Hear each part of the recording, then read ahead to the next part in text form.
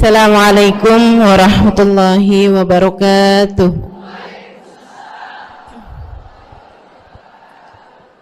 Alhamdulillah. Wassalatu wassalamu ala Rasulillah Muhammad ibn Abdillah wa ala alihi wa sahbihi wa man walah. Subhanaka la ilma lana illa ma 'allamtana innaka antal alimul hakim. Rabbi syrah li sadri wa yassir li amri wahlul 'uqdatan min lisani yafqahu qawli. Amma ba'du. Bismillahirrahmanirrahim. Alhamdulillah, kita sekarang di antara dua hari raya, berada di hari-hari terakhir dari bulan Dzulqa'dah. Insyaallah kita sudah akan memasuki tanggal 1 Dzulhijjah, yang artinya satu, kita memasuki bulan mulia dan 10 hari termulianya. Dua, kita juga akan memasuki hari paling mulia, yaitu hari Arafah, hari paling mulia dalam sepanjang tahun. Tiga, kita juga akan memasuki hari raya Idul Adha, yang merupakan satu dari dua hari raya yang kita disunahkan untuk mengerjakan salat Id di dalamnya.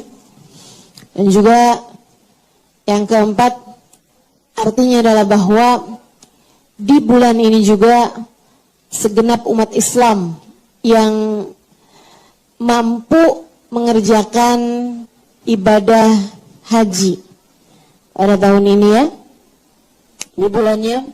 Juga yang kelimanya, ada kesunahan tertentu pada bulan depan ini, bulan yang akan segera kita jelang ini, yaitu kesunahan untuk berkurban, itu menyembelih hewan kurban.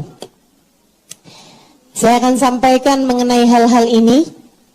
Mudah-mudahan semuanya dapat diamalkan untuk kehidupan kita, dan juga semoga menjadi ilmu yang bermanfaat untuk kita sekalian tentang bacaan, amalan, dan juga apa yang harus kita kerjakan di sepanjang hari-hari yang mulia yang akan kita segera jelang ini, insya Allah.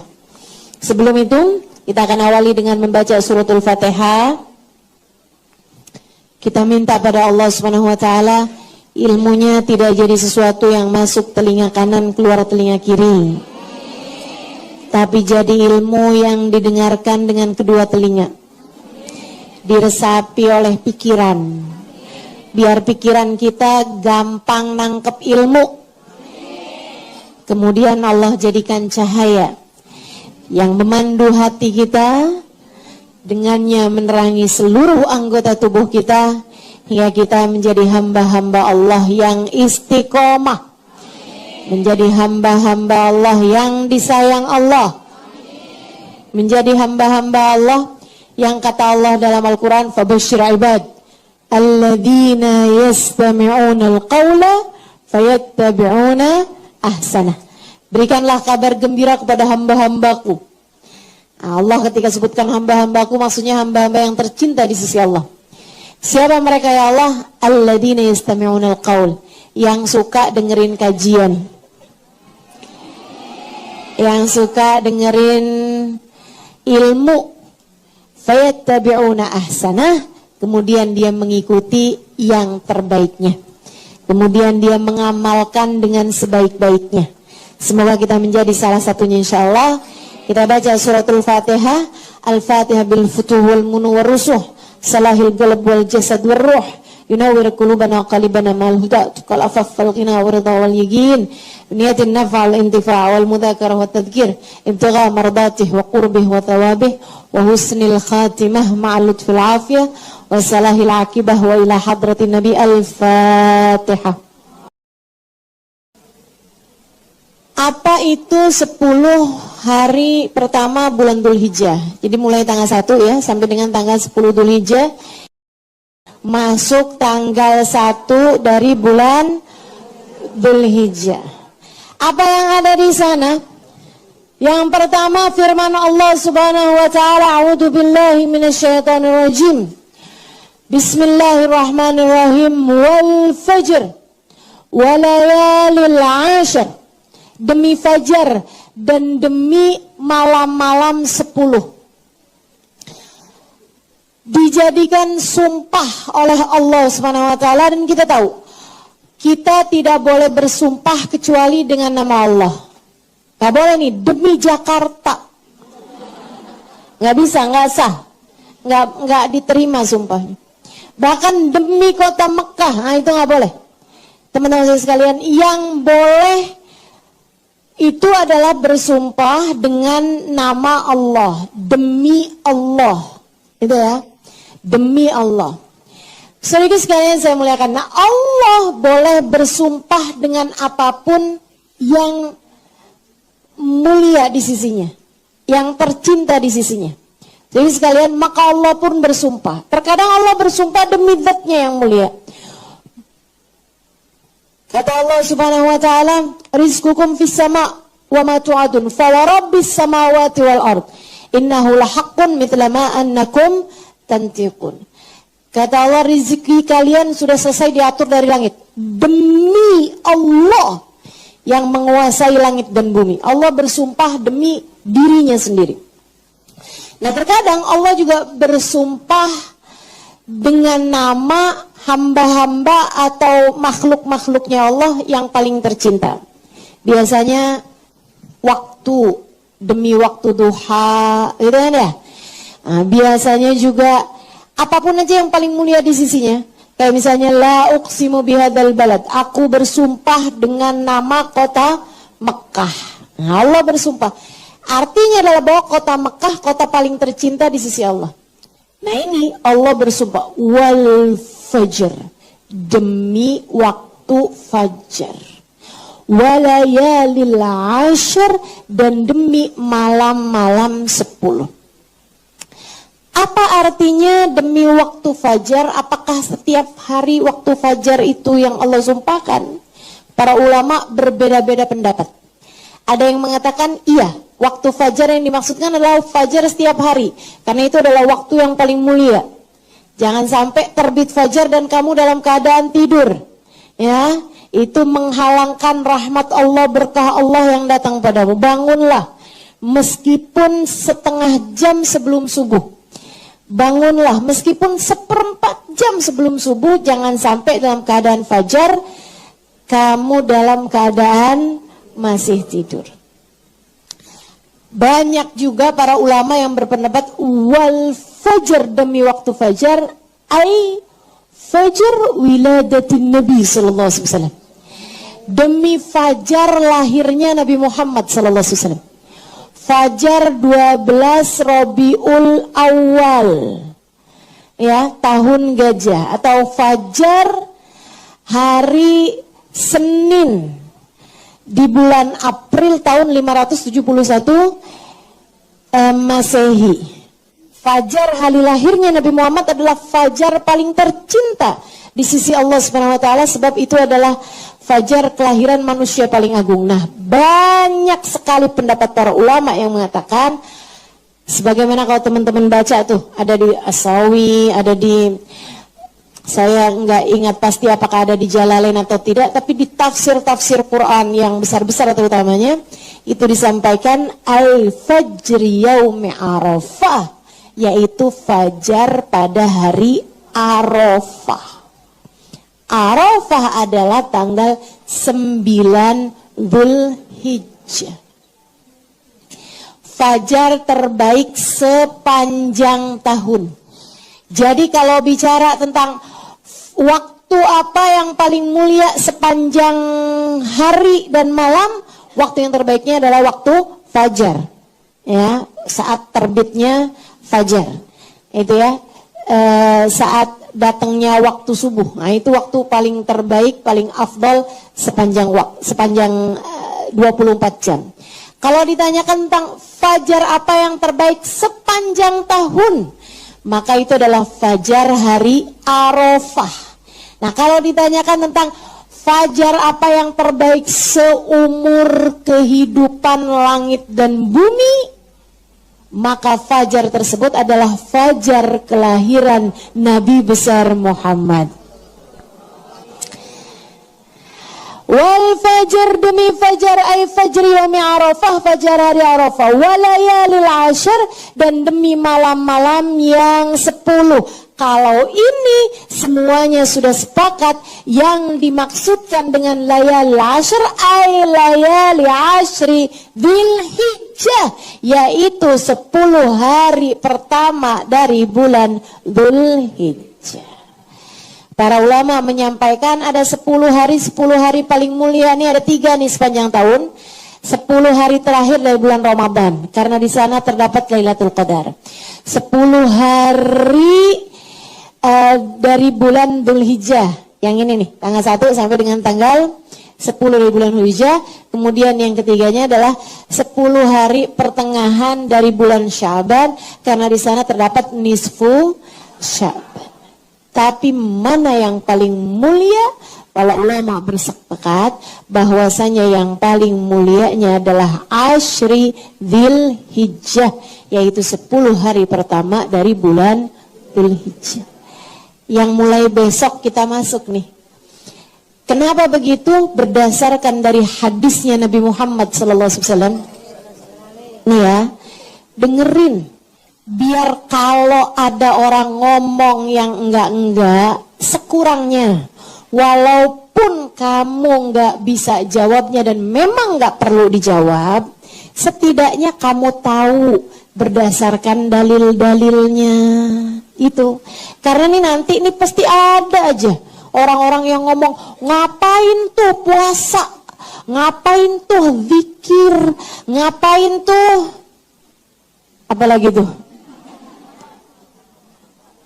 Itu semuanya adalah bid'ah. Template banget dah tiap tahun. Tiap tahun. Ustazah nih gimana nih enaknya? Soalnya ada yang bilangin bid'ah. Nah itu dia tuh. Didengerin. Biar pada ngerti berdasarkan dengan dalil-dalilnya. Ustazah tapi saya nggak bisa jawabin. Emang nggak usah jawabin. Nggak usah. Ilmu ini adalah ilmu untuk kamu amalkan, bukan ilmu untuk kamu perdebatkan.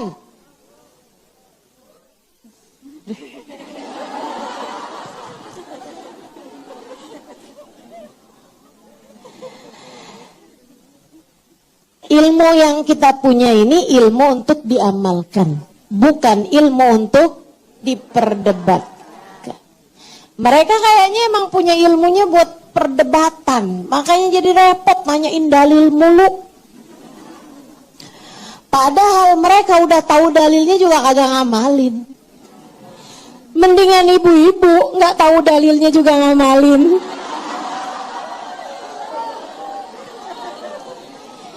Sebab kita ini besok di akhirat bakal dihisab amal perbuatan kita, bukan dalil kita. Betul? Makanya dengerin.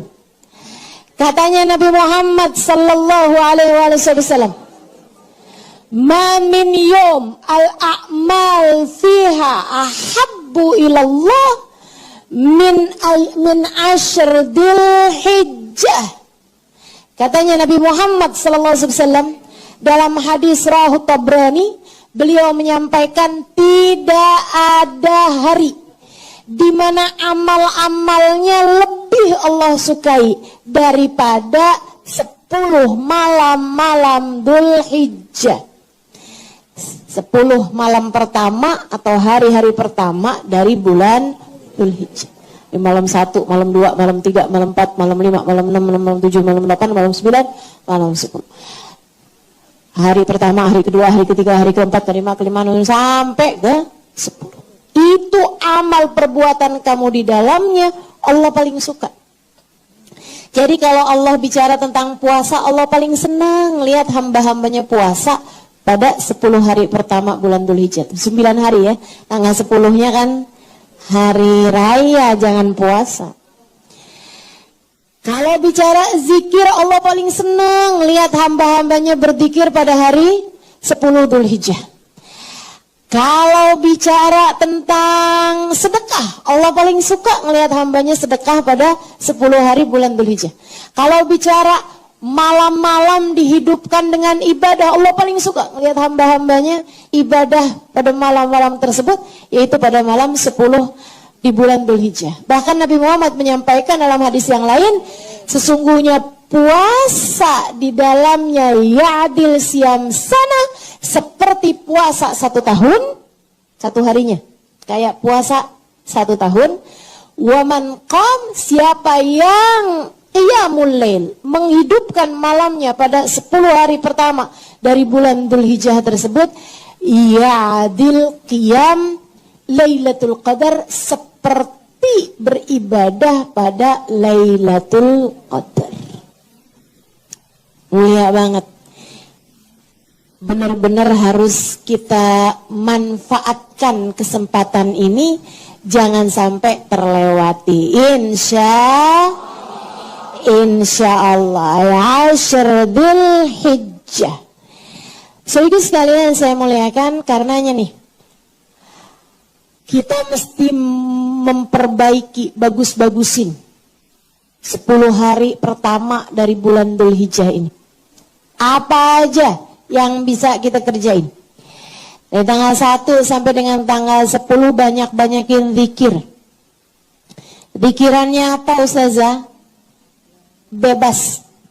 Paling bagusnya seperti yang disampaikan Nabi, afdhalul dzikri fa'lam annahu la ilaha illallah.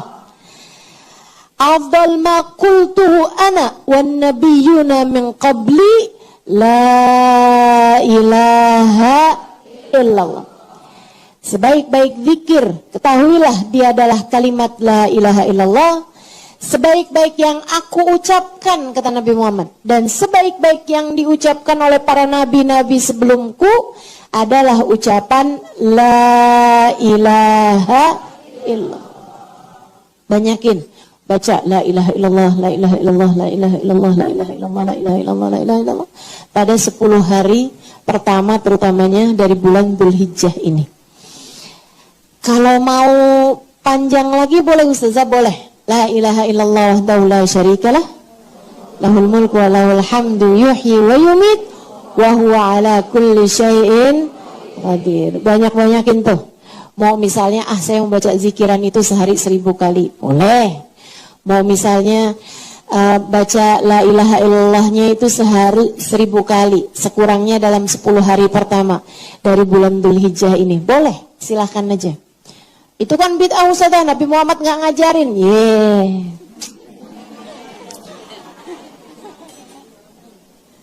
Ampun dah ampun. Terus maksudnya Nabi Muhammad bilang afdhalud dzikri fa'lam annahu la ilaha illallah.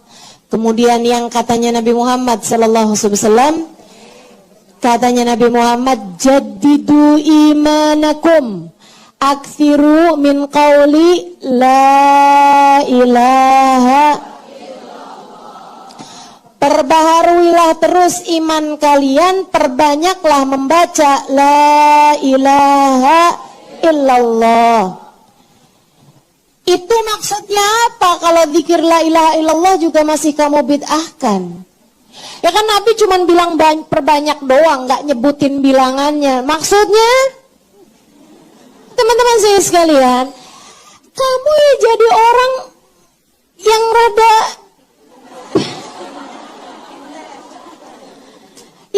pinter lah.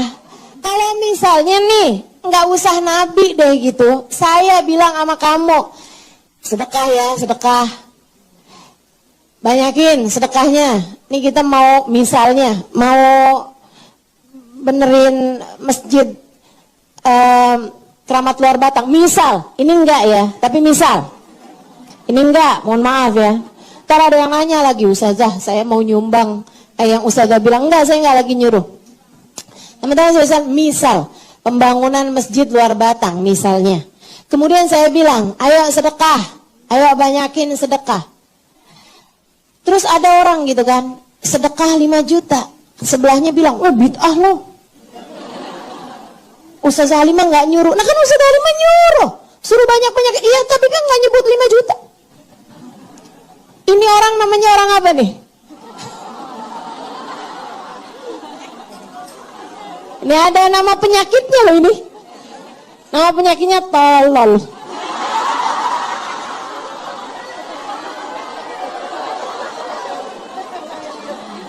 Kagak-kagak aja nih orang-orang. Dan Nabi udah ngomong, aksiru kata Nabi Muhammad, perbanyak baca la ilaha illallah. Ya udah banyakin. Ya kan Nabi nggak nyebut bilangannya. Ya namanya banyak.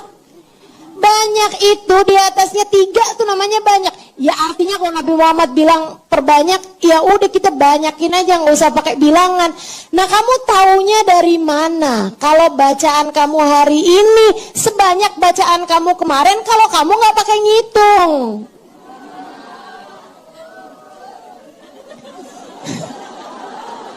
Girang banget. Ini saya tahu nih yang girang nih pasti lagi mikir, iya ya kenapa kita nggak ngerti, nggak ini ya. Kenapa kita nggak kepikiran jawaban kayak gitu? Itu dia. Emang belajar perlu guru.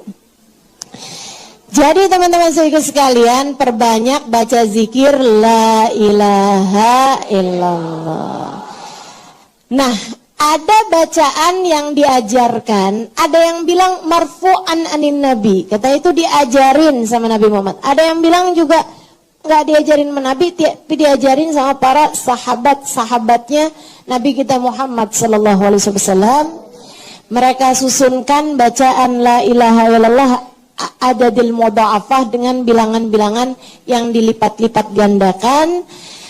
Kalau dari berdasarkan hadis Nabi Muhammad, ya, ada hadisnya mengatakan bahwa siapa yang membaca itu pada 10 hari pertama di bulan Dzulhijjah sebanyak 10 kali masing-masingnya, ghafarallahu ma taqaddama min dzambihi, Allah akan ampuni seluruh dosa-dosanya. Nah, kita kan ini kan bikin dosanya rajin, maka mesti rajin pula mencari pengampunan dosa. Salah satunya adalah dengan membaca dzikiran tersebut. Gimana bacaannya? La ilaha illallah dadal layali wad-duhur, la ilaha illallah dadal ayami wasyhur. Saya nggak akan bacanya sekarang karena ini belum masuk tanggal 1. Kan gitu. Ustazah, bacaannya gitu dapat dari mana Ustazah? Nanti biasanya suka ada beredar-beredar tuh. Nanti juga saya akan taruhkan di Instagram saya, harap semua follow.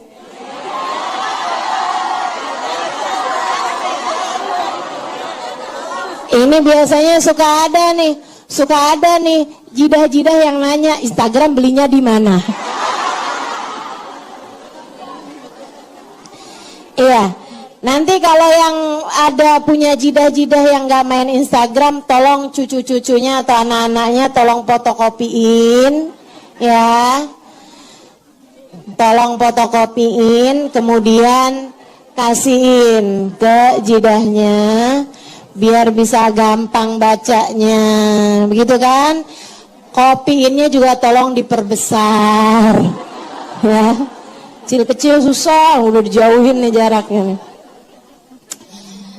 Ustazah ngeledekin orang tua nih, sama bu, saya juga gitu. Masalahnya saya juga udah tua ya.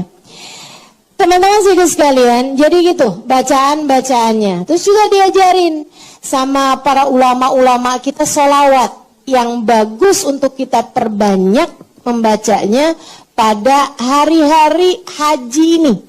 Hari-hari haji, dari sejak sekarang juga boleh. Allahumma salli ala sayyidina Muhammadin maqqasalatil uyunu bin nadar wa tazakhrafatil araduna bil matar wa hajja hajun wa atamar wa labba wa halaqa wa nahar wa tafa bil baitil atiqi wa qabbala al hajar wa ala alihi wa sahbihi wa sallim. Nah itu perbanyak kita baca pada hari-hari 10 dari bulan Dzulhijjah. Ustazah nggak hafal.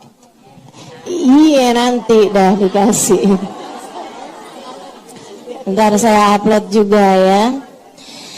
Saudaraku sekalian yang saya muliakan, bacaan-bacaan tersebut kita perbanyak membacanya sebagai zikiran-zikiran kita dari sejak tanggal 1 sampai dengan tanggal 10 dari bulan Dzulhijjah. Kita bilang insya, mudah-mudahan Allah mudahkan kita untuk dapat mengamalkannya, insya Allah.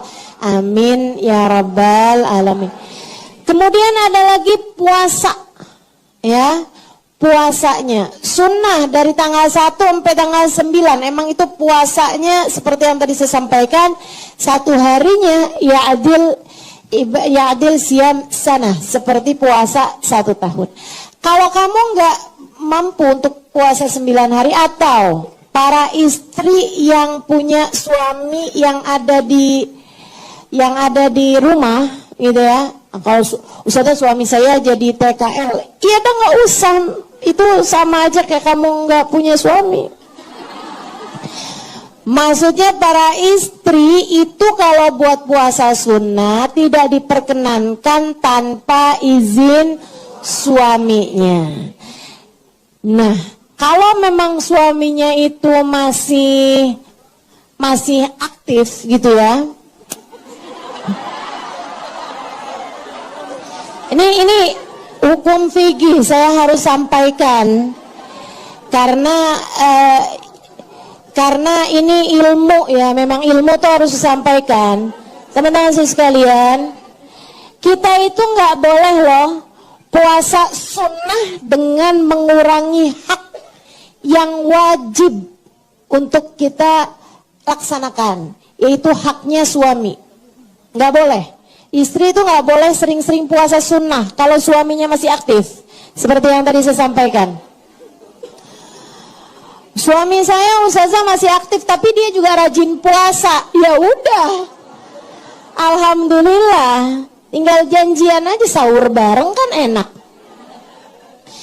Tapi kalau misalnya nggak masalah sih, ya silahkan aja gitu. Tapi kalau tidak, nah kita dilarang untuk melaksanakan sesuatu yang sifatnya sunnah antara kita sama Allah dengan menyia-nyiakan atau mengurangi hak dari orang-orang yang ada di sekitar kita. Ustazah saya punya suami sih nggak masalah Ustazah, tapi saya nih Ustazah kalau puasa lemes banget, cucian piring numpuk, cucian baju nggak saya cuci gitu kan. Anak-anak nggak ada yang saya masakin, semuanya pada kekeringan. Nah kalau kayak gitu juga nggak baik juga gitu. Kita tidak boleh melaksanakan suatu hal yang hukumnya sunnah, tapi dengan mengurangi hak dan kewajiban kita sebagai seorang hambanya Allah Subhanahu Wa Taala yang wajib kita laksanakan, begitu ya. Baik, jadi nih kalau yang nggak memungkinkan untuk puasa 9 hari, sekurangnya berpuasalah 3 hari. Kalau berpuasa 3 hari, nih yang 1 harinya kamu bebas, tapi yang 2-3-nya, ini adalah kamu ambil tanggal 8 dan tanggal 9. Kalau tidak memungkinkan juga 3 hari dari 9 hari, kamu ambil 2 hari. Yaitu tanggal 8 namanya hari Tarwiyah, tanggal 9 namanya hari Arafah. Andai kamu nggak bisa juga puasa 2 hari, sekurangnya jangan tinggalkan puasa 1 hari, dan dengarkan saya, 1 hari tersebut adalah hari Arafah. Hari Arafah adalah 1 hari sebelum hari Idul Adha. Jatuhnya kalau hari lebarannya hari Jumat, ya berarti jatuhnya adalah hari Kamis. Ustazah ada perbedaan nih hari Arafahnya nih. Hari Arafah kita nih Ustazah orang-orangnya udah pada lebaranan di hari yang ada di Mekah. Misalnya ada yang nanya kayak begitu kan, suka kejadian tuh. Insya Allah sih tahun ini nggak terjadi, tapi kalau itu terjadi, maka tinggal terserah kamunya adanya di mana. Kalau misalnya kamu pada hari Arafah tersebut itu atau tanggal 9-nya itu kamu adanya di Mekah, ya ikut sama yang ada di Mekah. Tapi kalau kamu adanya di Jakarta, maka kamu ikuti tanggal yang di Jakarta, gitu ya. Kita ikuti sesuai dengan matlak, sesuai dengan hilal masing-masing di setiap daerah, begitu ya. Nah, kita ikutin nih, berarti tanggal 9-nya atau hari Arafahnya jatuhnya hari Kamis yang memang disunnahkan untuk berpuasa juga. Jadi double-double tuh pahalanya. Insya Karena katanya Nabi Muhammad sallallahu alaihi wasallam, "Inni ahtasib an yakun shaum yaum Arafah yukaffir dzunub as-sanatin. As-sanatil atiyah, as-sanatil madiyah, as-sanatil madiyah, as-sanatil atiyah." Kata Nabi Muhammad sallallahu alaihi wasallam, aku berharap puasa hari Arafah menghapuskan dosa 2 tahun. Tahun yang sekarang sama tahun yang akan datang. Teman-teman saya sekalian, Sayyidina Ibnu Abbas menyampaikan, enggak ada amalan dijanjikan terhapuskannya dosa untuk tahun yang akan datang selain puasa hari Arafah. Merupakan isyarah bahwasanya orang yang puasa hari Arafah insya Allah akan terjaga dari dosa-dosa di tahun ke depan. Dan mudah-mudahan juga merupakan kabar gembira bagi orang yang berpuasa hari Arafah bahwa umurnya masih akan panjang sampai tahun depan. Karena dijanjikan akan terhapuskan dosa untuk tahun ke depan. Ustazah, apa artinya kalau diampunin dosa tahun depan, ya berarti kita bebas ngerjain dosa, Ustazah? Oh, udah dapat ampunan ini. Itu kan ibarat orang udah dapat saldo nih, saldonya udah keisi nih, sayang-sayang kalau nggak dipakai, apa gitu gimana nih?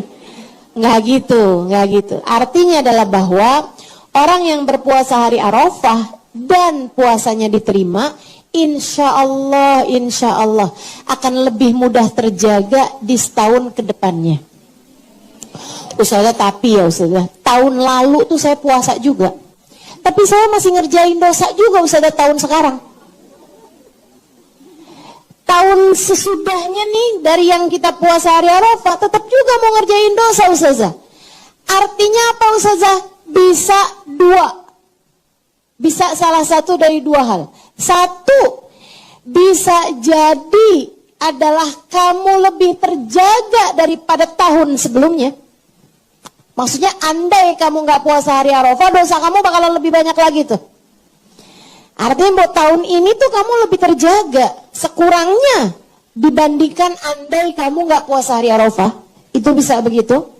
Bisa juga artinya adalah bahwa puasa hari Arafah kamu tidak diterima Allah.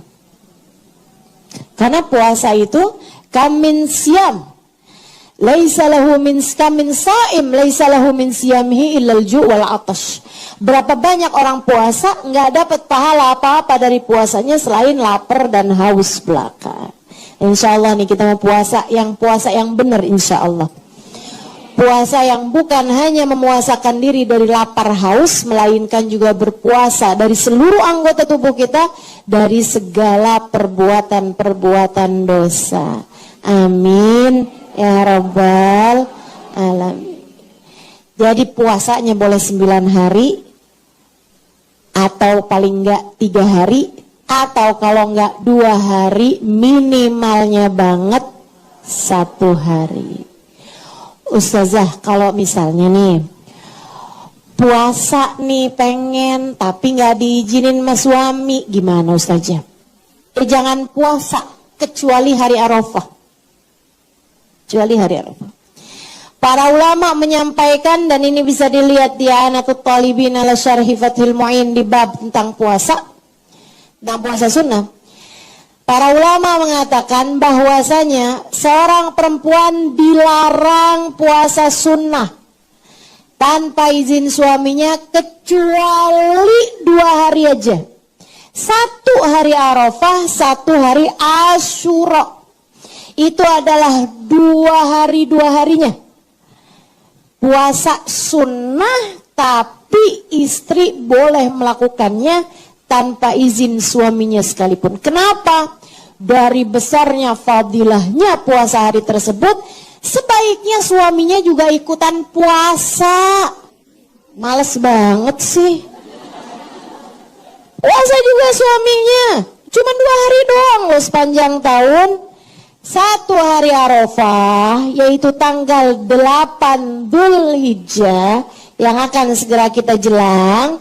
Satunya lagi adalah puasa hari Asyura, tanggal 10 Muharram, yaitu 1 bulan yang akan datang. Mudah-mudahan Allah mudahkan kita dan seluruh keluarga kita untuk dapat berpuasa pada tanggal-tanggal tersebut, insya Allah. Amin. Ustazah, ada lagi yang nanya nih, nah kan saya punya murid cerewet-cerewet. Kalau misalnya nih Ustazah, saya nih masih punya utang puasa Ramadan. Emang pada nanya gitu kan? Gimana tuh Ustazah? Ya udah, kamu jatuhkan puasa, bayar hutang Ramadanmu tersebut pada hari-hari yang mulia ini. Niatnya gimana? Ya niatin dua-duanya. Nawaitu shauma ghadin an qada'i fardhi syahri Ramadan wa an shaum yaum Arafah. Misalnya gitu kan? Ya Allah, saya niat puasa besok pagi nih ya Allah. Saya niat buat bayarin utang puasa Ramadan saya, sama saya juga ngerjain puasa sunnah hari Arafah. Gitu. Niatin dua-duanya, gitu kan? Ustazah diterima apa enggak? Ya nggak tahu. Ya insya Allah, gitu kan? Emang masih punya hutang puasa sunnah, itu kita tidak diperbolehkan mengerjakan puasa sunnah kalau utangnya belum lunas. Jadi teman-teman saudaraku sekalian, bayarin dulu yang wajib. Nah, kalau yang wajibnya ada yang belum kebayar, ya udah jatuhkan tuh puasa pada hari-hari yang disunnahkan buat puasa. Katanya Imam Nawawi, dua-duanya insya Allah dapat pahalanya. Jadi wajibnya juga kebayar, sama puasa sunnahnya juga mudah-mudahan dapat pahalanya. Insya Allah. Jelas ya. Kalau tanggal 10, 11, 12, 13 itu justru haram buat puasa. Haram buat puasa. Tanggal 10 Dzulhijjah namanya hari raya Idul Adha. Tanggal 11, 12, 13 Dzulhijjah namanya hari tasyrik. Nabi Muhammad menyampaikan ayyamut tasyrik, ayyamu aklin wa syurbin wa dzikrillah. Hari-hari tasyrik 11, 12, 13 Dzulhijjah adalah hari-hari makan, hari-hari minum, hari-hari zikrullah. Jadi kita diperintahkan malah justru pada hari-hari tasyrik dan Idul Adha buat makan. Kamu tinggal niatin aja, ya Allah saya makan karena perintahmu, ya Allah saya minum karena perintahmu, gitu kan? Jadi yang rencana-rencana diet, tuh tunggu dulu tuh. Enak banget nih kita nih. Makan minum aja kita berpahala tuh. Kalau kita meniatkannya sebagai melaksanakan perintah Allah Subhanahu wa taala. Ini hari diharamkan buat puasa, maka bismillah saya akan makan, saya akan minum karena Allah Subhanahu wa taala. Gitu ya. Dengan cara seperti itu kita makan minumnya berpahala semuanya. Nah, kalau sesuatu berpahala, insya Allah makanannya jadi obat. Minum yang kita minum juga jadi obat. Asalkan tetap dalam perintah Allah, wala tusrifu, dan jangan berlebih-lebihan. Udah tahu kolesterol, makan daging 3 kilo. itu udah masuk dalam batasan israf, ya, berlebih-lebihan. Dan berlebih-lebihan itu hukumnya adalah haram. Baik, teman-teman saudaraku sekalian, saya muliakan, itu mengenai puasanya. Dan Allah itu kalau mengharamkan hari untuk berpuasa, pasti karena Allah SWT mau menjamu hamba-hambanya. Lihatin aja. Pada hari raya Idul Fitri, Allah SWT mengharamkan untuk berpuasa. Pada hari itu pula Allah SWT mewajibkan untuk membayar zakat fitrah. Makanya teman-teman sekalian, zakat fitrah itu harus berupa makanan pokok. Dan kalau di kita nih di Indonesia, itu kan gampang banget. Makanan pokok kita adalah beras, adalah nasi. Nasi berasal dari beras, makanya kemudian pada hari raya Idul Fitri kita wajib untuk membayar zakat fitrah. Dan karena hari itu adalah hari yang dilarang untuk berpuasa, zakat fitrahnya tidak boleh dikeluarkan atau tidak boleh ditunda sampai selepas orang mengerjakan sholat Idul Fitri. Nggak boleh. Nggak boleh ditunda-tunda. Kenapa? Allah mau memastikan semua hamba-hambanya pada bisa makan pada hari raya Idul Fitri. Allah tuh maha bertanggung jawab. Ya Allah, Engkau haramkan kami untuk berpuasa, tapi kami nggak bisa makan apa-apa ya Allah, karena kami nggak punya makanan kami. Oh, nggak ada ceritanya. Kamu haram berpuasa, maka umat Islam wajib bayar zakat fitrah pada hari tersebut. Makanya jangan bayar zakat fitrah tuh dari Ramadan itu nggak baik, teman-teman. Kerjain aja malam hari raya Idul Fitri, itu keluarkan zakat fitrah, sebab tujuannya adalah Allah mau memastikan semua hamba-hambanya pada bisa makan pada hari raya Idul Fitri. Demikian pula dengan hari raya Idul Adha.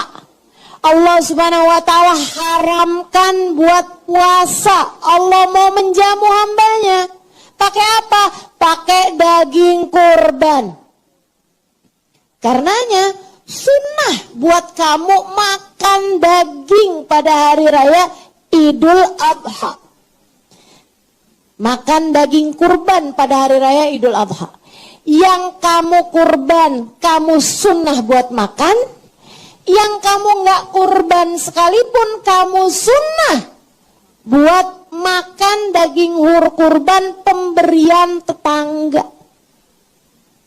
Kalau ada yang ngasih Ustazah. Pada hari raya Idul Adha itu sebaiknya semuanya pada makan daging kurban. Kamu dapat, kamu makan.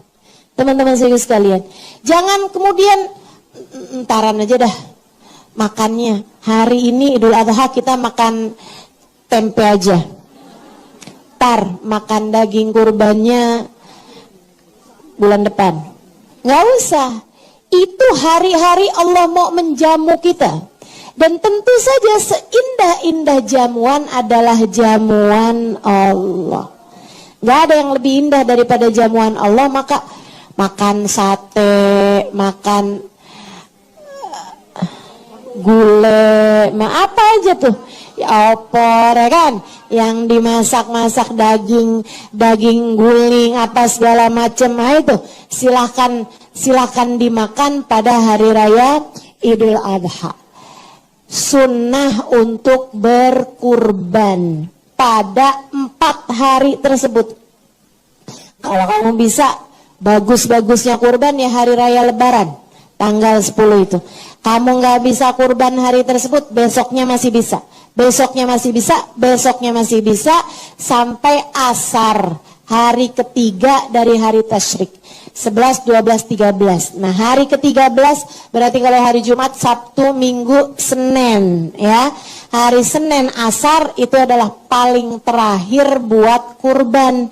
Tapi sebaiknya jangan diakhirkan sampai segitu karena kamu keluar dari fungsi kurban yang sesungguhnya. Nah kalau kamu baru bagi-baginya itu kambingnya atau dagingnya jelang-jelang maghrib, itu kan artinya dimakannya nggak bisa pada hari-hari tasyrik. Padahal tujuannya kan bukan itu. Karena itu saya pernah mengkritisi adanya billboard yang bilang bahwa kurban kamu dibagi sepanjang tahun. Bukan itu tujuan kurban.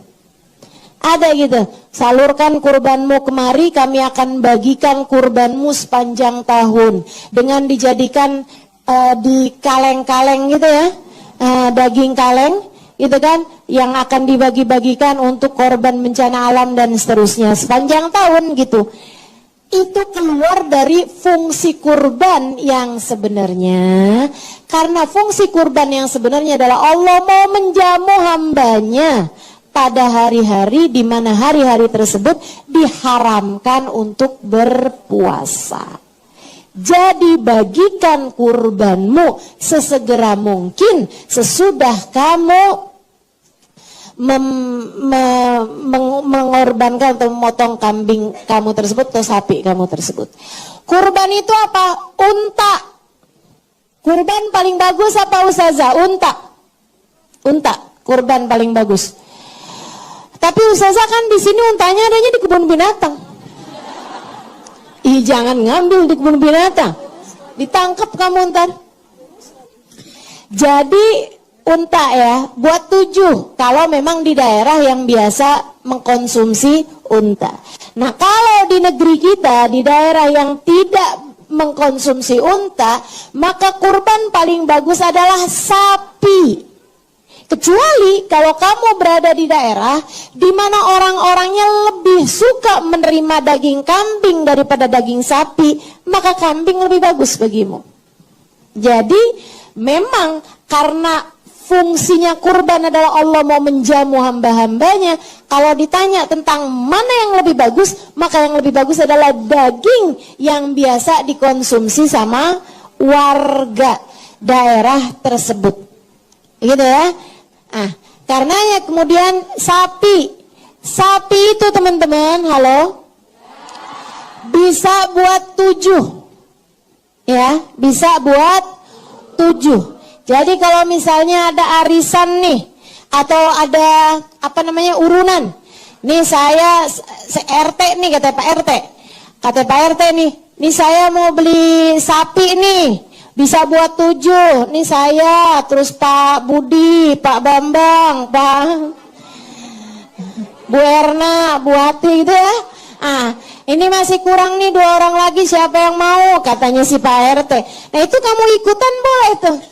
Yang penting 7. Kalau sapi adalah untuk 7. Kemudian pertanyaannya kayak gini nih, kemarin banget ada yang nanya, Ustazah, kalau misalnya nih Ustazah, kita kan urunan nih, sapi 7, Pak RT, Ustazah apakah artinya entar di atas sirat saya rombongan sama Pak RT naikin 1 sapi pula Ustazah?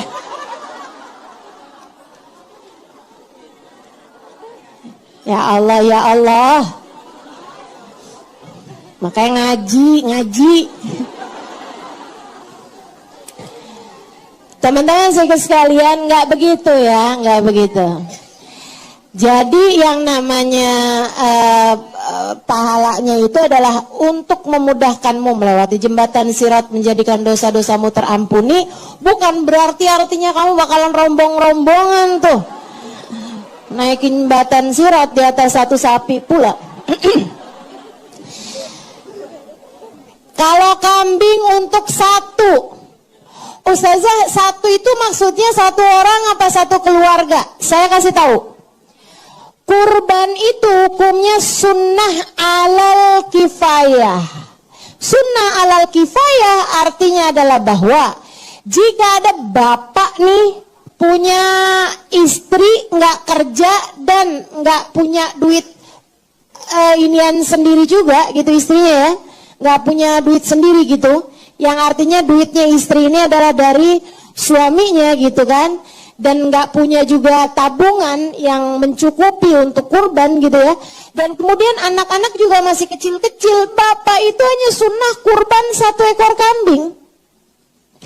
nggak usah kemudian nih misalnya tahun ini kurbannya atas nama adik ya, nanti tahun depan atas nama istri, tahun depannya nggak usah. Bapak itu ngeluarin satu kurban itu mencukupi untuk semua keluarganya, kecuali jika di keluarga tersebut ada juga yang punya uang selain si bapak. Misalnya istrinya dapat warisan, ya kan bisa aja, ya kan? Atau istrinya punya kerja sendiri, punya duit sendiri. Istri nggak wajib izin suami untuk mengeluarkan kurbannya. Dan suami juga nggak gini, oh jadi kamu udah ngeluarin kurban, saya berarti nggak usah ngeluarin kurban ya. Lah dia wajib tetap. Kalau kurbannya suami mencukupi dari kurbannya istri. Tapi kalau kurbannya istri tidak mencukupi dari kurbannya suami. Jelas? Jelas ya. Anak-anak juga gitu, nggak usah yang belum balik segala kamu korbanin, nggak usah. Karena kurban itu fungsinya adalah untuk menjadikan dosa-dosa Allah ampuni. Sarana pengampunan dosa. Anak kecil mah belum punya dosa, nggak usah khawatir kamu.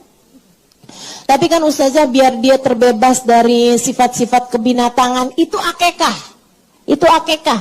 Lain lagi ya, akekah. Nah, buat para orang tua yang anaknya belum diakekah, Bu, duluin akekah daripada kurban. Duluin akekah daripada kurban. Ini saya ceritain. Ada dokter Aisyah Dahlan, ini saya sampaikan harus dengan ininya ya, harus dengan namanya saya sebutkan karena ini memang bukan dari saya. Dokter Aisyah Dahlan cerita, dia bilang kalau ada anak bandel, orang tuanya kan pada ini nih, pada curhat sama beliau kan, biasanya saya akan minta dia untuk mengubah cara didik misalnya gitu kan, anaknya diginiin, anaknya digituin apa segala macam.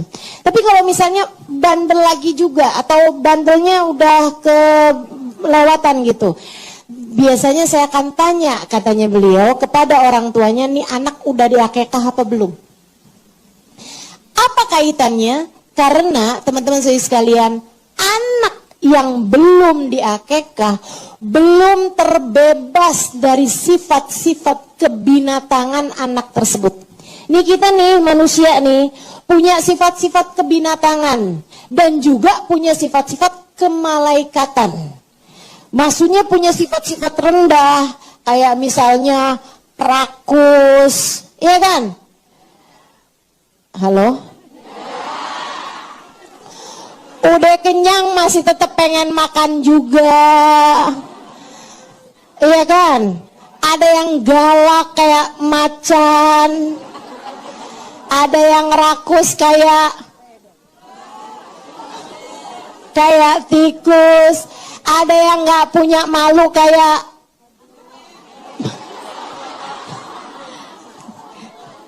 monyet gitu ya. Ada yang udah punya pasangan masih suka lirik-lirik pasangan orang kaya.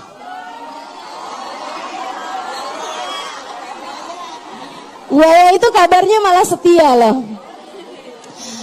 Oke, baiklah. Teman-teman sekalian, jadi tuh semua manusia tuh punya sifat-sifat kebinatangan yang nggak baik gitu dalam dirinya.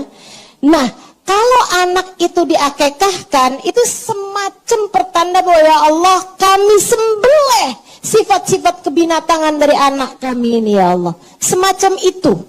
Jadinya biasanya anak kalau nggak diakekah tuh bandel. Teman-teman saya sekalian, makanya lihat-lihat kalau kamu ngerasa, kok saya bandel ya? Jangan-jangan kamu belum diakekah. Ya, jadi akekahkan anak-anakmu kalau ada yang belum diakekahin. Ustazah, kalau misalnya nih saya kepengen akekahin anak saya, tapi sekalian nih pas hari kurban, hari raya nih, hari kurban, sekalian itu saya titipin nih kambing 2 ekor buat anak saya laki-laki, itu ya, ditaruhin ke masjid gitu, biar sekalian disembelih, diinin, dibagiin apa kan, jadi saya yang nggak terlalu repot gitu. Boleh Ustazah? Pertanyaan ini pernah saya sampaikan kepada guru saya Sayyidil Habib Zain bin Smith Madinah. Dan jawaban beliau, yajuzu inda Ramli wala yajuz inda Ibni Hajar. Kata beliau, untungnya saya kan ngerti nih. Jadi katanya Habib Zain bin Smith, hal itu boleh menurut Syekh Ar-Ramli dan gak boleh menurut Syekh Ibnu Hajar. Dan kedua-duanya adalah ulama-ulama syaikhin, ya. Dua-duanya adalah ulama-ulama paling terkemuka dari madhabnya Imam Syafi'i. Artinya dua-dua pendapat tersebut boleh digunakan. Bagaimana cara terbaik menggunakannya? Gini, kalau kamu adalah orang yang mampu, pisahkan antara akekah sama kurban. Akekah kamu bayar, kurban kamu bayar juga kurban. Jangan pelit-pelit. Kecuali kalau kamu berada dalam finansial yang kurang baik, dalam artian nih saya nih buat akekah memang benar-benar susah, mesti nabung dulu, mesti ini dulu. Nah kalau kayak begitu, ya bolehlah kamu ambil pendapatnya Syekh Ar-Ramli dengan kamu berkurban sekaligus niat akekah, atau dengan kamu akekah kamu jatuhkan pada hari-hari kurban, insya Allah pahala kurbannya juga kamu dapatkan. Begitu jelas? Yang mau berkurban, Ustazah, misalnya nih, saya nih sebenarnya cuma satu orang Ustazah, tapi saya mau kurban sapi. Padahal kan bisa buat 7, tapi sebenarnya buat saya sendirian aja Ustazah. Alhamdulillah kami punya rezekinya. Misal, boleh apa enggak kayak gitu? Boleh. Tapi saran saya, masukkan nama-nama ayahmu, ibumu yang sudah meninggal dunia, saudaramu, atau bahkan orang-orang di rumahmu yang gak mampu kurban, masukkan nama-nama mereka. Biar seneng, iya kan? Ada pembantu rumah tangga gak pernah bisa kurban, boro-boro kurban, misalnya gitu. Ada misalnya tukang kebun misalnya, atau supir misalnya, atau masukin nama-namanya, kasih tahu mereka, tahun ini saya kurban sapi, nama kamu saya masukin ya, jadi tahun ini kamu kurban. Seneng tuh, bisa dapat banyak pahala tuh, gitu kan? Nah dengan cara seperti itu, jadi tidak melewatkan kesempatan untuk memberikan kurban, meniatkannya untuk orang-orang yang tidak mampu kurban. Jelas? Bagi yang berniat kurban pada hari raya Idul Adha nanti, dari sejak tanggal 1 besok malam, jangan potong kuku, jangan potong rambut, jangan angkat darah. Angkat darah itu bisa donor darah, bisa tes darah, gitu ya. Nah, lab darah itu sebaiknya jangan kamu kerjakan dari sejak tanggal 1 sampai hewan korbanmu dipotong. Bukan artinya nggak boleh, bukan berarti nggak boleh. Bukan, akan tetapi ini adalah agar ketika kukumu dipotong, kemudian rambutmu dipotong, atau ketika kamu mengangkat darah, anggota tubuh tersebut sudah dalam keadaan mendapatkan ampunan dari Allah Subhanahu wa Ta'ala. Sayang-sayang aja, sayang-sayang ya. Nah, kalau sekarang sih nggak masalah. Pokoknya udah masuk tanggal 1 itu jangan potong rambut, jangan potong kuku seperti yang tadi saya sampaikan. Begitu ya. Bukan artinya, waduh saya ini sebenarnya pengen kurban, tapi kemarin saya udah potong rambut, berarti saya nggak boleh kurban. Nggak gitu, nggak gitu artinya. Tapi bagi yang berniat untuk berkurban, jangan potong rambut, jangan potong kuku, dan jangan angkat darah, agar ketika hewan kurbanmu dipotong, itu kamu punya anggota tubuh mendapatkan ampunan secara utuh. Begitu. Insya Allah. Teman-teman sekalian saya muliakan, kurban sunnahnya dibagi mentah, akekah sunnahnya dibagi matang. Kurban dan akekah sama-sama boleh dibagikan bahkan kepada non-muslim sekalipun. Ya, bagi yang berkurban sunnah untuk mengambil ikut ngambil, ikut makan dari hewan kurbannya tersebut, kecuali jika ia menjadikan kurbannya dinadarin. Kalau kurbannya nadar, nggak boleh makan sama sekali dari hewan kurbannya tersebut. Tapi kalau kurbannya kurban sunnah aja, bukan kurban nadar. Tahu maksudnya kurban nadar? Kalau proyek saya gol nih, saya akan kurban sapi. Nah, itu namanya kurban nadar. Ya, kalau anak saya sehat, saya akan potong kambing nanti pas hari raya Idul Adha. Gitu ya. Itu namanya kurbannya kurban nadar, kurban yang wajib. Kurban yang wajib nggak boleh ngambil sepotong pun daging dari yang kamu kurbankan. Jelas? Kalau kurbannya kurban nazar. Tapi kalau nggak pakai nazar, jatuhnya kurban sunnah. Nah, itu lebih bagus, teman-teman sekalian. Nah, kalau kurbannya itu kurban sunnah, seperti yang dilakukan baginda Nabi Muhammad SAW, kamu sunnah buat ikut ngambil dari kurban kamu tersebut. Dan yang disunnahkan adalah ngambil atinya. Biar kamu kayak dapat intinya, dan berharaplah semoga hatimu dijaga Allah SWT. Berharaplah agar Allah SWT membersihkan hatimu bersama dengan dipotongnya hewan kurbanmu tersebut. Seperti ucapan baginda Nabi Muhammad SAW kepada Sayyidah Fatimah, "Ya Fatimah, syidi laki udhiyatik." Wahai Fatimah, saksikanlah hewan kurbanmu ketika dipotong. Dengan kepalanya diampuni dosa kepalamu, dengan tangannya diampuni dosa tanganmu, dengan kakinya diampuni dosa tanganmu, dengan seluruh anggota tubuhnya diampunilah dosa seluruh anggota tubuhmu. Begitu katanya Nabi Muhammad sallallahu alaihi wa ala alihi wa sahbihi wasallam. Kalau misalnya mau lebih selain ati, ngambil apa Ustazah? Ngambil paha. Karena itu adalah daging yang paling disukai sama Nabi Muhammad sallallahu alaihi wasallam.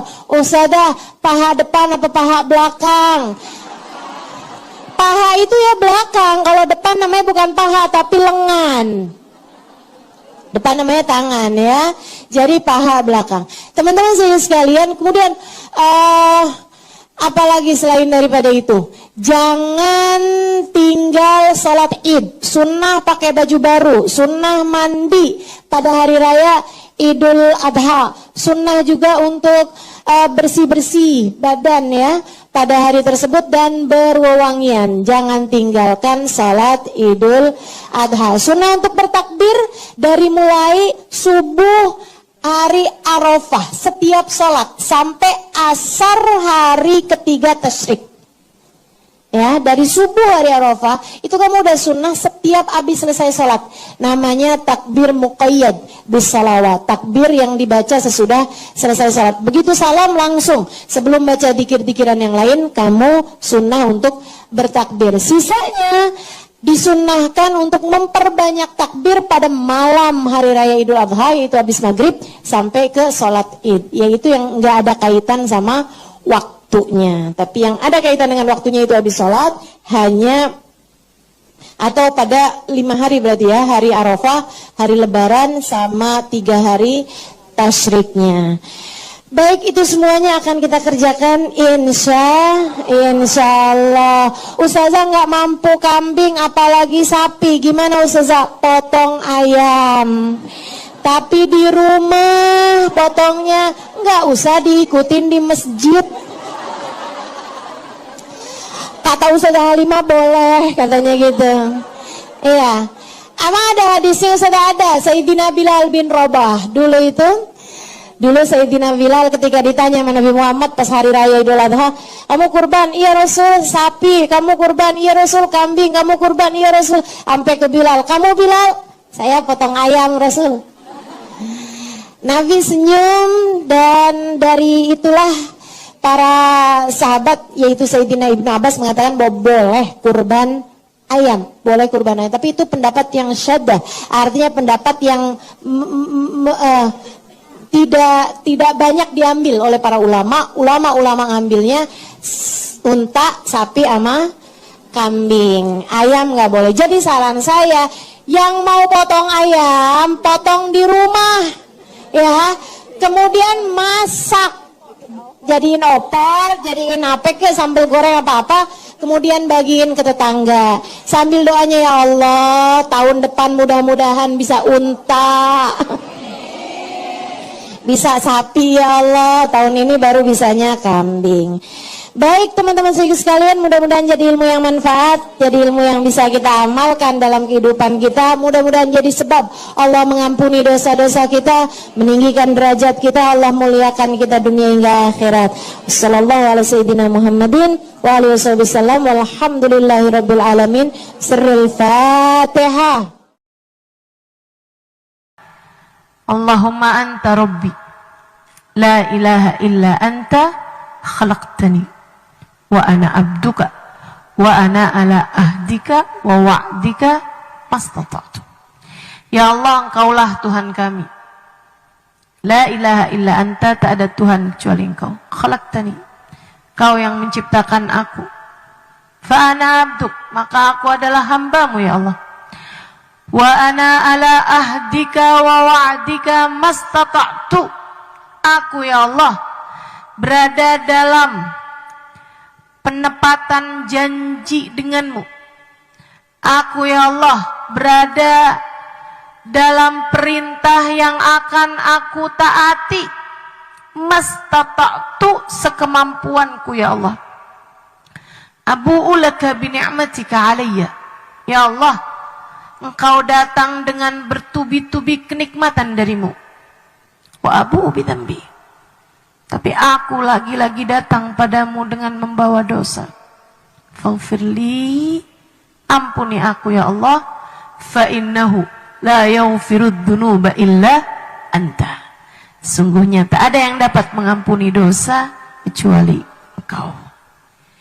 Istighfarnya Nabi besar Muhammad sallallahu alaihi wasallam mengingatkan kita bahwa kita adalah hambanya Allah dan bahwa Allah subhanahu wa ta'ala adalah Tuhan kita. Kamu hidup dari Allah dan untuk Allah. Kamu hidup dari Allah dan akan kembali kepada Allah. Maka jangan pernah lupa tujuan ini. Jangan pernah lupa tujuan hidupmu. Kamu hidup dari Allah dan untuk Allah. Inna lillahi wa inna ilaihi raji'un. Kita semua milik Allah dan hanya kepada Allah lah kita kembali. Yang selalu kita baca dalam tiap sholat kita. Ikrar, sumpah, janji. Sebuah ucapan yang menjadi prinsip kehidupan kita. Kita ulang-ulangi tiap 5 waktu sholat kita. Inna sholati wa nusuki wa mahyaya wa mamati lillahi rabbil alamin. Sesungguhnya salatku ini bukan hanya salat ini aja sih, wa nusuki, seluruh ibadahku. Bahkan bukan cuman yang ibadah aja, mahyaya, hidupku semuanya. Aku makan, aku bangun, aku keluar rumah, aku pulang lagi ke rumah, aku nikah, aku punya anak, aku mengurusi suamiku, aku mengurusi anak-anakku, membesarkan mereka. Aku belajar, aku menghafal, aku beli barang, aku pakai baju, aku semuanya nih. Mahyaya, kehidupan saya. Wa mamati, bahkan mati aku pun. Semua ini dari sholat saya, seluruh ibadah saya, hidup mati saya, lillahi rabbil alamin, hanya untuk Engkau ya Allah, Tuhan semesta alam. Dek, kamu hidup buat Allah. Kamu jangan berpikir bahwa saya belajar di pondok pesantren untuk membahagiakan orang tua saya, menggembirakan, meninggikan derajat orang tua saya. Bukan urusanmu. Yang bisa bikin orang bahagia itu adalah Allah. Yang bisa bikin orang mulia adalah Allah. Kamu belajar di pondok pesantren, belajarnya cukup satu aja niatnya, karena Allah. Karena Allah. Ibu-ibu, kamu mondokin anakmu di pondok pesantren. Kamu hari-hari masak, nyuci, bersih-bersih. Bahkan ada yang keluar rumah, kerja, buka toko. Bahkan ada yang keluar rumah, bertani. Bu, bukan cuman buat nyari duit. Bukan cuman buat bisa makan. Enggak, Bu, itu bukan tugasmu. Huwa yut'imuni wa yasqin. Allah satu yang ngasih makan hamba-hambanya. Allah satu yang ngasih minum hamba-hambanya. Jangan lupa, jangan sok-sokan. Kamu gak bisa ngasih rejeki kepada anak-anakmu. Kamu gak bisa ngasih rejeki kepada orang tuamu. Allah satu. Huwar Razzaq Dzul Quwwatil Matin. Allah lah satu sang pemberi rejeki. Dialah satu pemilik kekuatan sejati.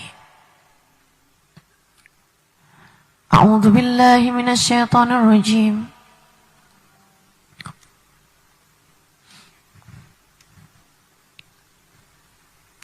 Rizqukum fis samai wa ma tu'adun. Rezeki kalian sudah selesai diatur dari langit. Rezeki kalian sudah selesai diatur dari langit. Dalam salah satu hadis qudsi Allah bilang, nggak nambah dengan ibadah seseorang, nggak kurang dengan kefasikan seseorang. Rezeki udah keluar, diatur dari langit. A'udzu billahi minasyaitonir rajim. Ma min dabbatin fil ardi illa 'ala Allahi rizquha wa ya'lamu mustaqarraha wa mustawda'aha. Ibu, kalau kamu ngerasa, Ustazah, itu mah buat orang-orang yang nyari rezekinya gampang. Kalau yang kayak buat saya nih Ustazah, kalau rezeki nggak dicari, kalau rezeki kita nggak pontang-panting, nggak bisa dapat rezeki Ustazah. Bu, kamu lupa. Bahkan sejak kamu berada di dalam rahim ibumu, Allah menyampaikan rezeki kepadamu. Jangan mau pikiran kamu dirusak sama apa yang orang-orang sampaikan zaman sekarang ini. Jangan. Percayanya sama Allah aja. Kalau kamu nggak kerja, kamu nggak bisa hidup. Siapa bilang? Siapa bilang? Ibu-ibu saudaraku sekalian saya muliakan, bahkan semut di dalam batu, di dalam lautan di waktu malam, enggak akan mati kecuali sesudah rezekinya sampai padanya. Allah yang ngasih rezeki. Kamu di dalam kandungan ibumu aja, Allah ngasih rezeki sama kamu. Ibu-ibu saudaraku sekalian yang saya muliakan, ketika kamu bayi, Bu, masa harus belajar sama bayi? Mestinya kamu yang jauh lebih ngerti, jauh lebih pinter daripada bayi. Bayi itu nggak bisa ngapa-ngapain, nggak pusing bikin rezeki. Dia kalau lapar tinggal nangis saja. Ibunya akan datang untuk menyampaikan rezeki Allah kepadanya. Ibu-ibu saudaraku sekalian, yang ngasih rezeki adalah Allah. Kamu hidup dari Allah, kamu kembali kepada Allah. Dengerin saya, Bu. Saya ngomong berdasarkan ilmu. Dengerin saya. Saya berbicara dari apa yang sudah saya dengar dari para ulama-ulama, berdasarkan dari hadisnya Nabi Muhammad, berdasarkan dari firman Allah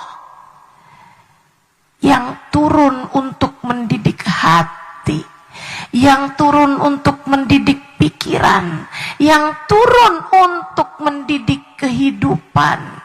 Saya menyampaikannya dari hati.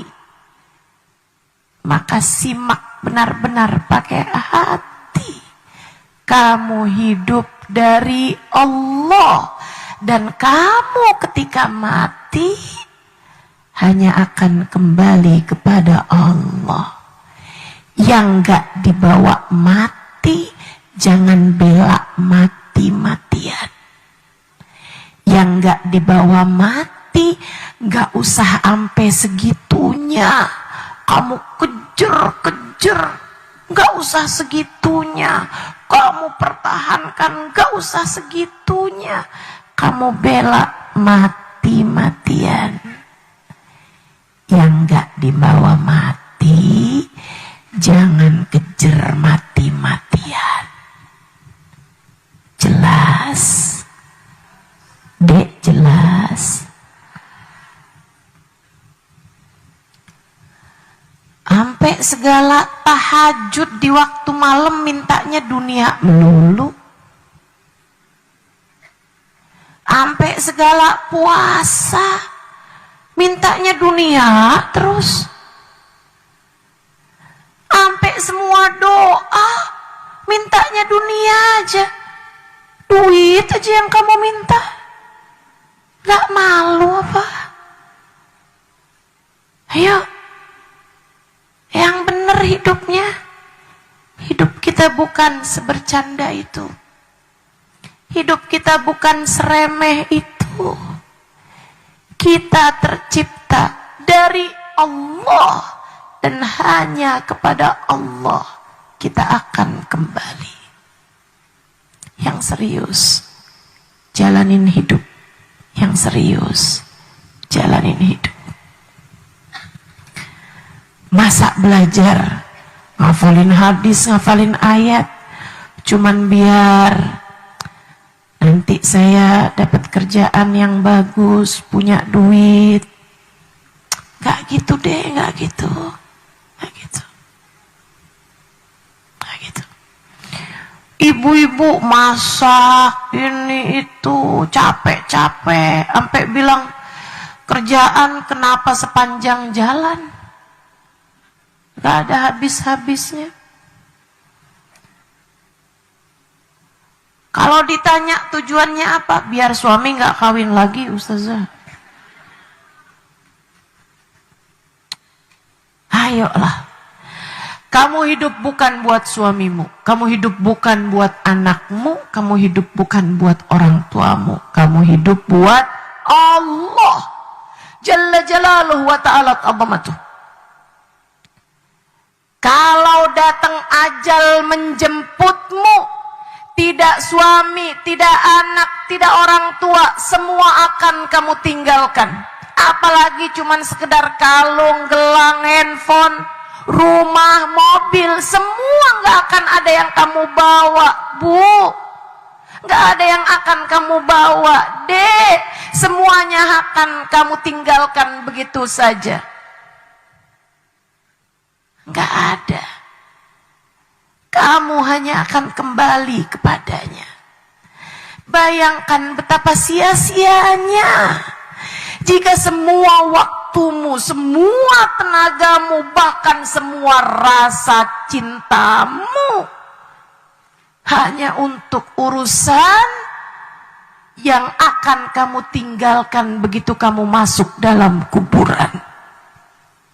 Kalau semua yang kamu lakukan dunia hanya untuk dunia, maka bekal mana yang akan kamu bawa masuk dalam kuburmu? Kalau semua yang kamu inginkan di dunia adalah untuk dunia, Lantas apa yang akan kamu bawa masuk ke dalam alam kuburmu? Dan Bu, Kak, Dek, Nak, gak ada yang mikirin bekalan untukmu selain dirimu sendiri. Gak ada yang bisa berbekal untuk kamu kecuali kamu sendiri. Gak ada pahala lain yang bisa kamu bawa masuk dalam kuburmu kecuali pahalamu. Sebagaimana yang akan kamu bawa masuk ke dalam alam kuburmu dari dosa adalah dosamu sendiri. Kamu sendirian dihisab.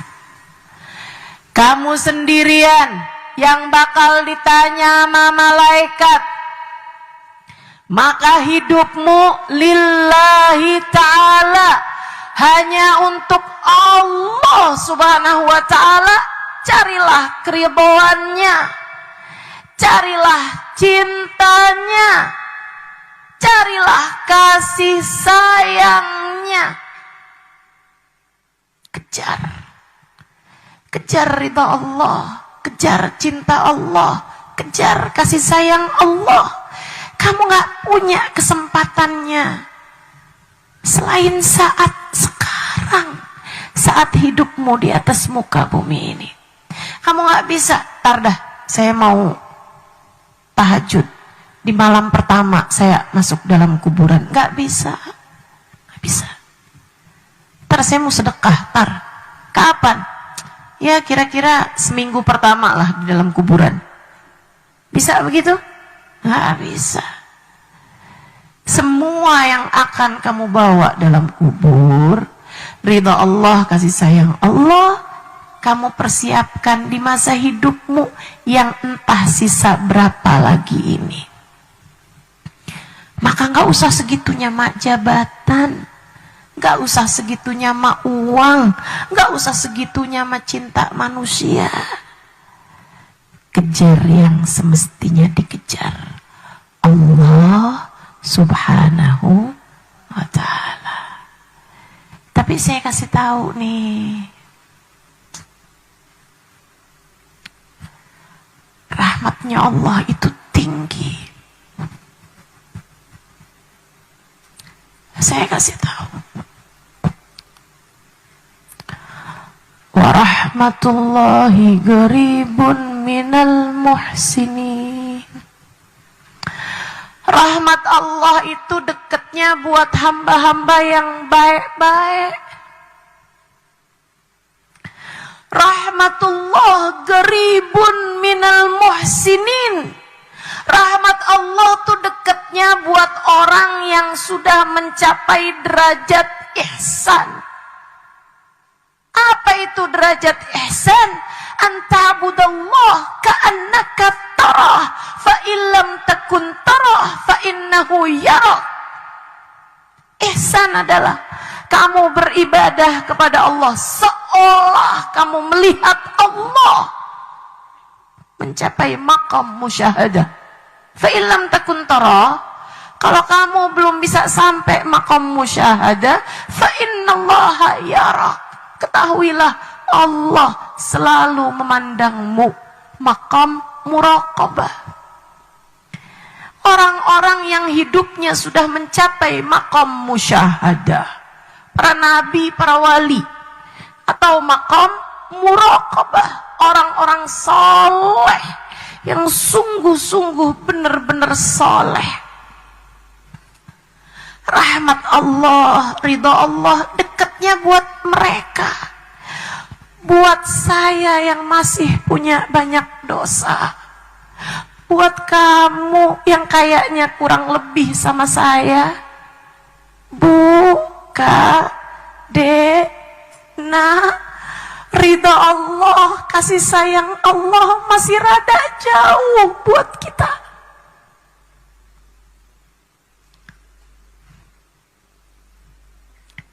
Sedih saya bilang, Tapi harus saya sampaikan, sebab ini adalah faktanya.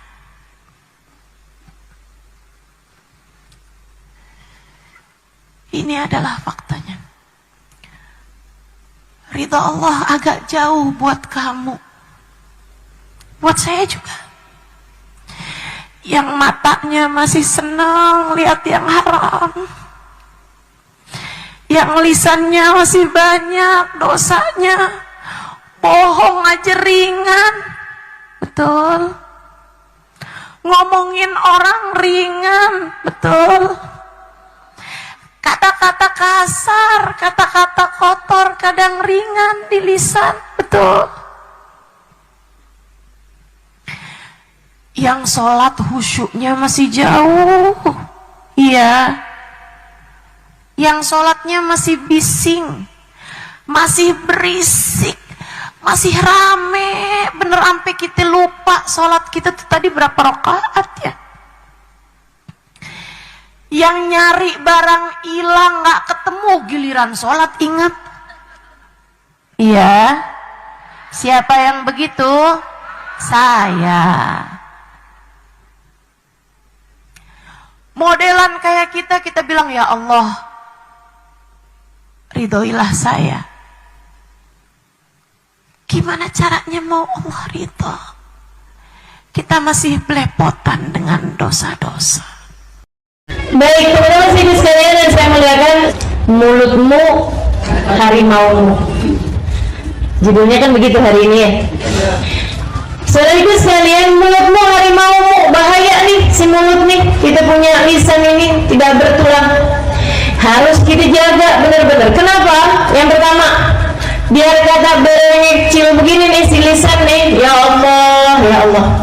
Bisa terjadi peperangan disebabkan karenanya, bisa terjadi perselisihan karenanya, bisa terjadi fitnah karenanya, bisa terjadi berbagai macam hal dari keburukan-keburukan disebabkan karena bahayanya lisan. Maka kenapa kita harus menjaga lisan? Karena yang pertama, bahayanya luar biasa besarnya. Meski barangnya kecil, akan tetapi bahayanya begitu besar. Luka badan bisa disembuhkan dan kemudian hilang, bahkan sampai bekasnya. Tapi kalau lukanya hati, disebabkan karena lisan, seseorang mengoyak hati tersebut, bisa sampai bertahun-tahun. Bisa sampai bertahun-tahun bahayanya. Bahaya dunia pun bahaya akhirat, teman-teman saya sekalian. Bahaya dunia bisa disebabkan karena lisan, bahaya akhirat juga seperti itu. Kata Nabi Muhammad alaihi salatu wasallam, rubba kalimatin lam talqa biha balan yahwi biha fi nari jahannam 70 khalifah. Terkadang kalimat keluar begitu saja dari lisan seseorang, lam yalqa biha balan, dia bahkan gak ngeh, dia bahkan nganggap dia begitu aja, ternyata membuat seseorang terjerumus neraka jahanam 70 tahun lamanya. Bahaya benarnya lisan. Hati-hati, hati-hati teman-teman saya sekalian. Bahkan seorang istri yang berkata kepada suaminya, gitu kan, aduh bang, panjang hidup mah kamu isinya sengsara mulu, kamu gak pernah berbuat baik pada saya, gak pernah nyenengin saya. Ibu saya sekalian, nih katanya Nabi Muhammad, buat perempuan tersebut terjerumus neraka jahanam. Meski sholatnya rapi, meski ibadahnya rapi, meskipun tahajudnya kencang, meskipun terawihnya bagus, meskipun Qur'annya panjang, meskipun apalagi bersama dengan mulut yang tidak terjaga, ibadahnya juga ala kadarnya aja. Waduh, nggak ngerti itu gimana caranya mau selamat hidup dunia dan akhirat. Ketika para sahabat menyampaikan kepada Nabi Muhammad SAW, ya Rasulullah, inna jarakana sawamah qawamah. Wahai Rasul, saya punya tetangga tukang puasa di waktu siang, tukang tahajud di waktu malam.